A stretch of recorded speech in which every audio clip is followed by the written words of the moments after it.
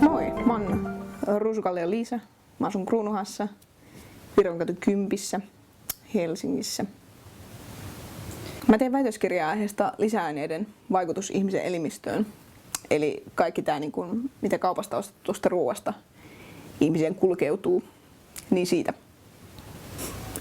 Mä oon seurannut mediaa ja löytänyt, että kaupasta ostettujen ruoka-aineiden, niin niissä on hirveästi lisäaineita, varsinkin sellaisia, mitä ei pakkausselosteessa ollenkaan mainita. Ja just nämä aiheuttaa huomattavan paljon ihmisille terveysriskejä.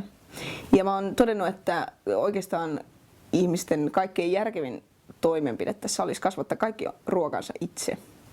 Eli siirtyä suoraan omavaraistalouteen. Tosiaan kun mä asun täällä Kruunuhaassa, tämmöisessä kerrostaloasunnossa, niin mä oon täällä päättänyt tehdä vähän kokeellista tutkimusta, että onnistuuko tällaisessa nykyaikaisessa kerrostaloasumismuodossa tämmöinen omavaraistalouden täyspainotteinen hyödyntäminen. Eli se, että pystynkö mä elättämään itseni täysin täällä tuotettujen ruoka-aineiden avulla. Mä oon nyt lähtenyt kasvattamaan kaikenlaisia erilaisia tuotteita.